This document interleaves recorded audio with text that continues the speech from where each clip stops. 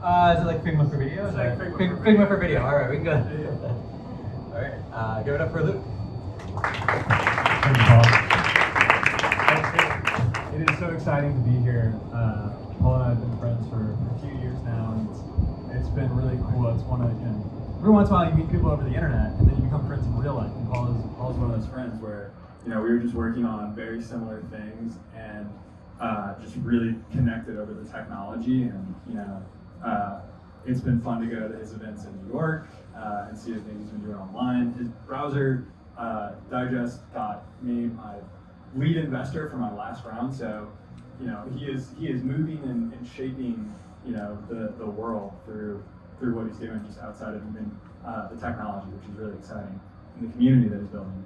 And while I'm stalling and just speaking a bunch, I'm trying to get the display to connect. So we'll see if this. It might have been that my cable wasn't plugged in all the way. That was probably. There we go. All right, cool. Okay, my name's Luke. I'm the founder and CEO of Sequence. Sequence, Paul said, it's Figma for video editing. So I started this company in 2020, 2021, basically out of a desire. I love film. I wanted to edit film during the pandemic with some of my buddies. We were all working from home. There's not a great way to collaborate. People were, using Dropbox to send video files, shipping hard drives, but there wasn't this sort of magical Google Docs style experience of collaborative video editing. And what I had at the time was a very interesting constraint, which I loved that, the constraints driving the creativity. This was the computer that I had bought. This is a Pixelbook Go with an Intel M3, which is a lot less powerful than an Apple M3 by orders of magnitude. And I was really interested in using Chrome OS and the web browser just in my personal life. I was still at my previous job. I didn't need a personal laptop all that much, but I wanted to not buy another $4,000 Mac, so I bought this $400 Chromebook. And this was my constraint, was that I did not have a machine that could run Adobe Premiere or Final Cut, and even if it could, it would not be powerful enough to render 4K video or do any of the things that you would expect to do normally with video. So when faced with this problem of I needed remote collaboration, I needed to be able to edit video, I was like, Luke, could you just build this thing? I'm on my Chromebook, how would I do it? And I realized that the web browser wasn't the entire answer. So the architecture that we designed for Sequence is a hybrid of browser-based technologies as well as server-based technologies. Really, really similar to JamSocket. We have a stateful session backend that actually kind of powers some of the real-time collaboration. But we also have hardware acceleration running on the server. We have really powerful GPUs actually rendering the video, compositing the multiple layers of track, and then actually streaming this back in real time with ultra-low latency via WebRTC directly to the client. So this whole bit right here, the video preview, this is WebRTC being rendered on the server. All of this, the rest of this panel, this is the DOM, HTML. We use Svelte as kind of our library to drive the state and interactions. This whole timeline bit is actually all WebGL canvas. So it's a huge Frankenstein monster of a lot of different web technologies to put this together. Svelte drives a lot of the UI state. We also, for our multiplayer, we built out our own CRDT in Rust and actually compiled that to WebAssembly and then kind of roll our own multiplayer for the timeline experience. And if everything goes well, I can actually show that off too. But it's been a really, really interesting process to design and build this kind of technology. I'll show you a little bit of multiplayer. Cool. Let's go.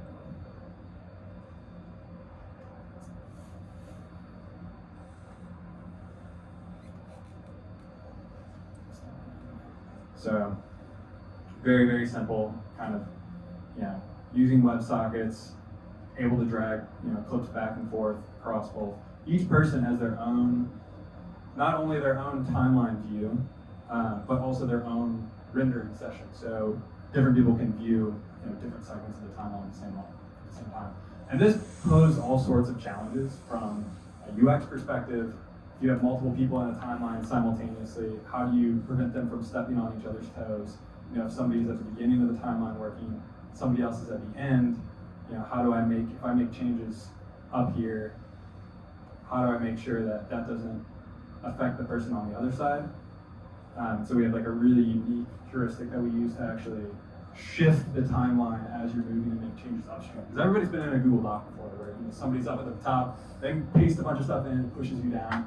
So I guess the theme of this talk, now I'm actually going to start it, now you have the context, is the challenges of exploring video editing and building browser-based video editing. Because it's something I've been working on for a while, and it's a tough challenge. So just to rewind a little bit, this is a screenshot of Adobe Premiere, which is an enormously complex piece of software built by many engineers over literally decades. And you have, on one hand, just an incredible user experience, a complex UI. It's a professional tool that you as a user can do a lot of things with it. It's also a really powerful media processing engine.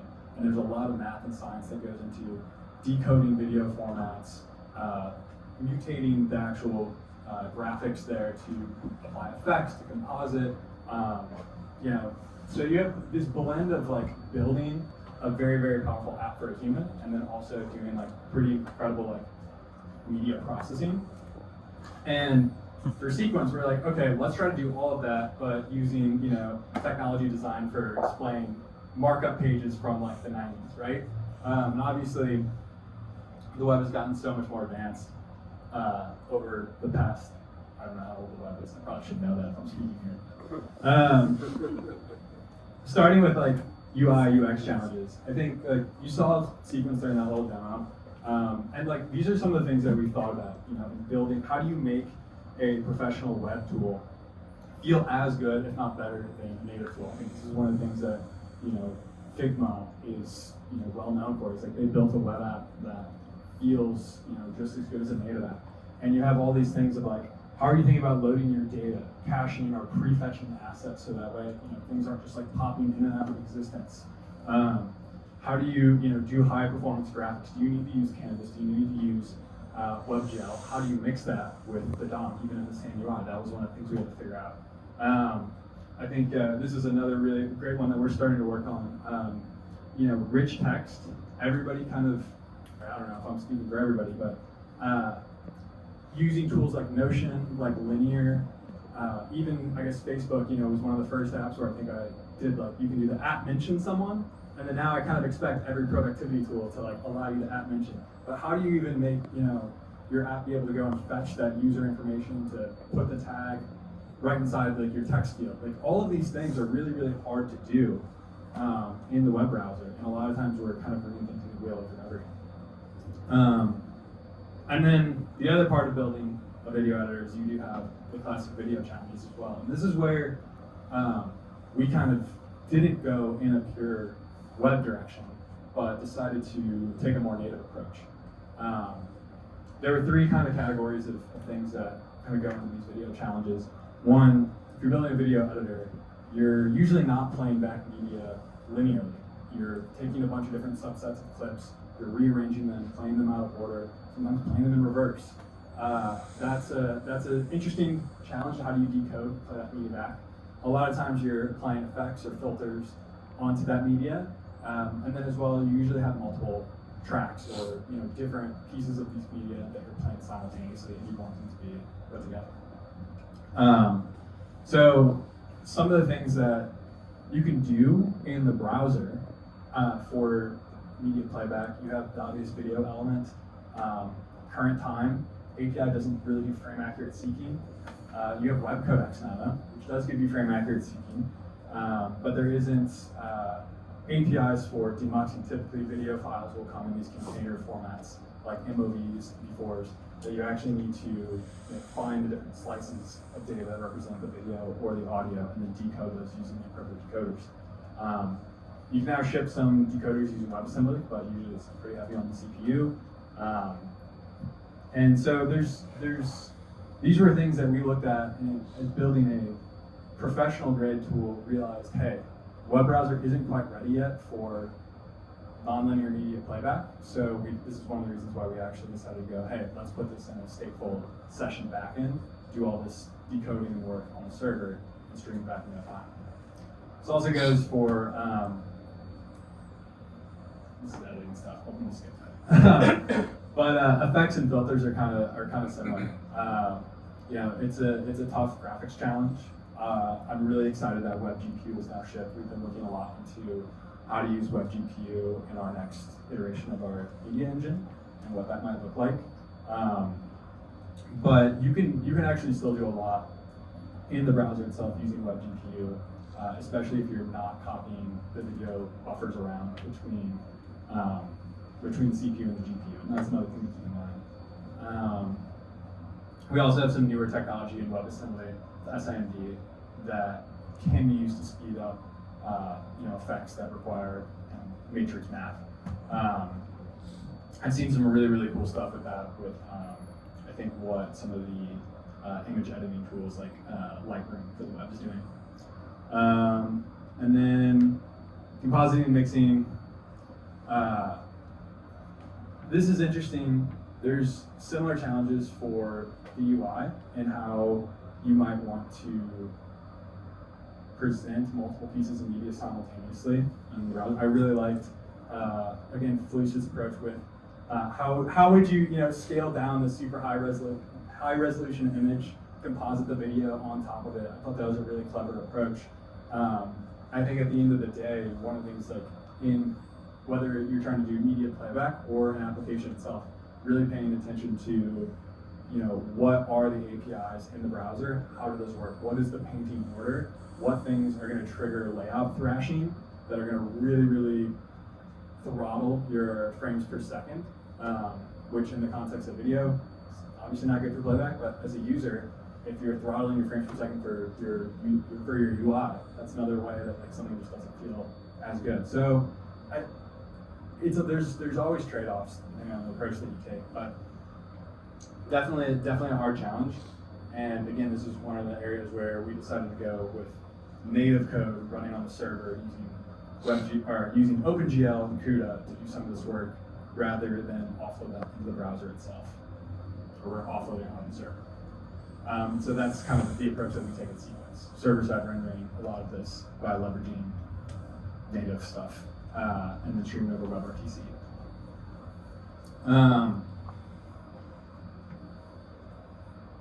Other considerations for building media engines in the browser: how do you load assets? Are you caching stuff on the client? Are you storing it at the edge, or are you loading it from the origin? These are all things that can impact the perceived latency of your application, especially if something like Sequence, we're rendering in one origin point and then having to stream that, again, over WebRTC, but there's still latency. And that was one of the trade-offs that we had to make versus other editors, can put their assets at the edge, and you can get those much, much more quickly to your client and keep them client side. That's just pretty much an overview. I hope you have some questions potentially, but I'm happy to chat a little bit more about the technologies that we use, WebRTC, WebAssembly, and WebGL, as well as Svelte. We're big Svelte fans in Sequence. And follow me on using the socials and check us out. Thanks.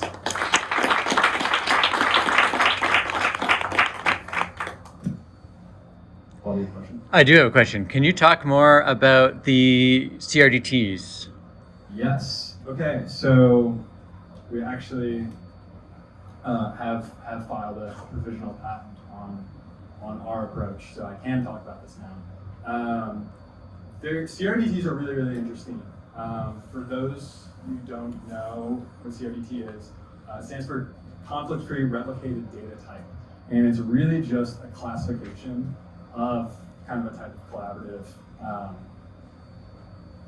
data model. It's not like there's like a library for CRDTs. There's many implementations. There's different types. But the one that we were really interested in using was one called op sets, or just sets of operations.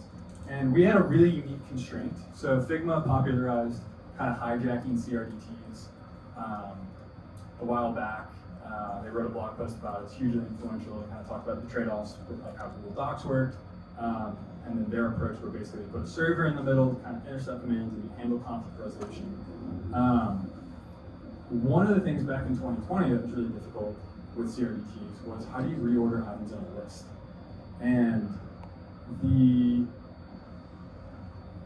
answer that Figma had for this was, let's use fractional indexing.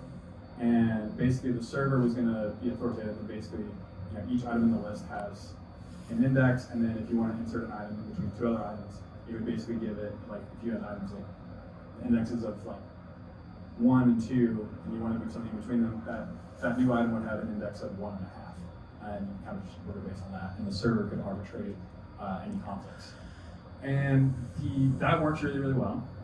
You're in a Figma document and you want to move a bunch of layers around. If two people try to do that at the same time, the end state, the conflict that you would get and how we would solve it is that the server would actually interleave the documents or the layers in the list. And this is like a really big no-no for editing. Imagine you're trying to edit with someone else, you both drag clips around in the same spot, and then they all of a sudden just get totally mixed together, and it's like your clip, their clip, your clip, their clip. That would be a total non-starter. So in 2020, there weren't off-the-shelf libraries that kind of knew the right way to interpret that sort of operation. So I was actually, who was it? I'm totally blanking on his name. Miguel Oler from MakeSwift actually introduced me to this kind of CRDT that allows you to preserve the intent of the user's operation. And it was really, really interesting. Basically what you do is you can deterministically order a set of operations that mutate a state.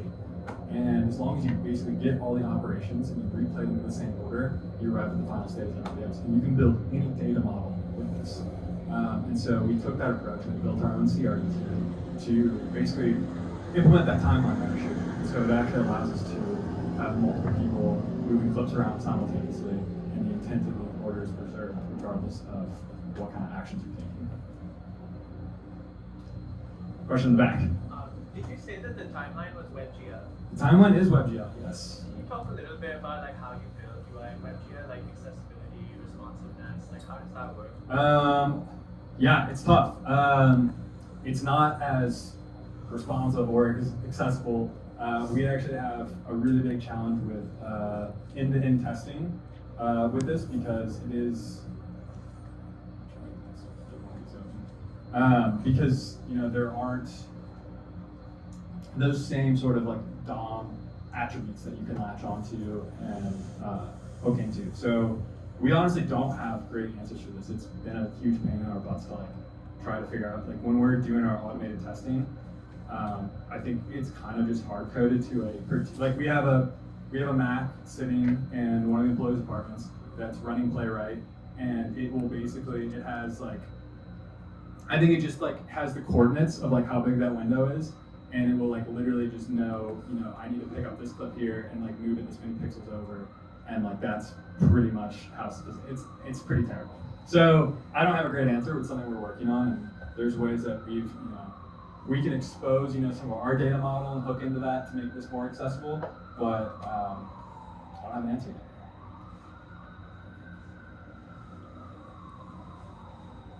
Yes. How do you deal with streaming encodings?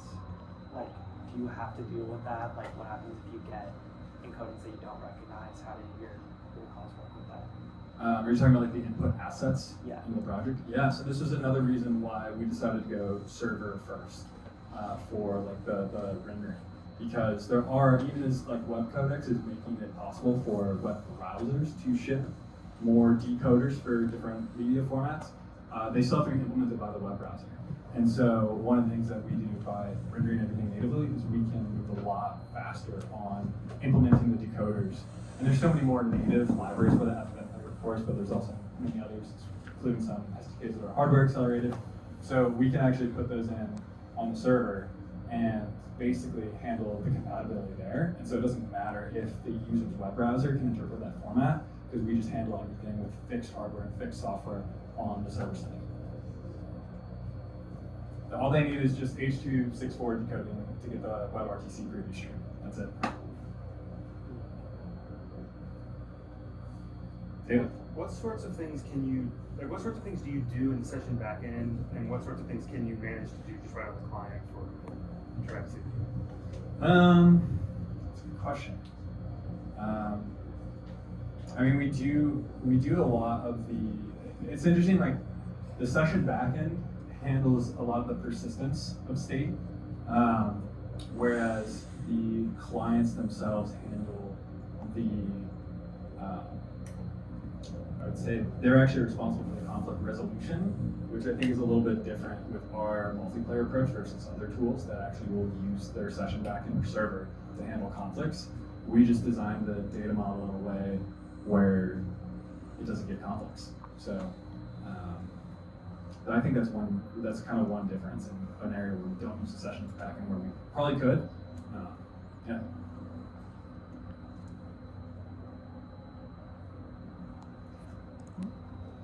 Could you just talk about a little bit, like maybe the data model of these videos and how, like what you're caching and what you have to keep re-rendering, and how you're propagating those changes to all the different clients? And it's a big question, but if there's a simple way to answer that, I'd be curious to hear about it. There's definitely not a simple way. There's a part in this video actually where I'm talking about why we haven't launched yet. This is a video. This is a real project. We just put this video on YouTube like last week, and it's basically we've been working on it for like 4 years or whatever. And it's like people are like, why haven't you launched? And one of the answers is literally just the technology is really hard. And Parker, my designer, he likes to call it, we are building this in the most psychotic way. And there's like a little part where we just like cut away to him and try to find it.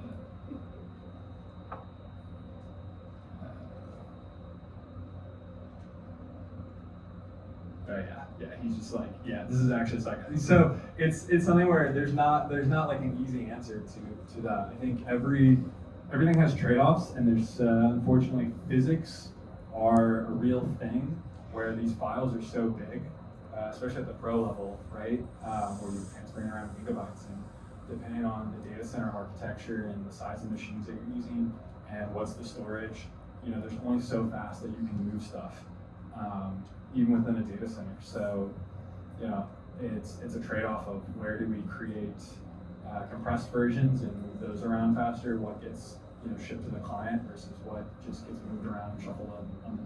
It all just kind of depends on what the exact challenge is. There's no one silver bullet. One more and then one more. And then, cool. How do you deal with low bandwidth situations? Are you ever downsampling when you're playing? Yeah, so we use the transport-wide congestion control algorithm that Google, I think, standardized for WebRTC. So it's kind of a WebRTC extension, and basically just does some checks around how many packets are going through and kind of estimates the amount of bandwidth that you have for your WebRTC connection. And we actually sponsored an open source project called WebRTC Sync. It just throttled this down. I mean, I don't know what the Wi-Fi situation is, but yeah, it'll automatically throttle it. Cool. That's it. Thanks so much. Thank you so much, Bruce.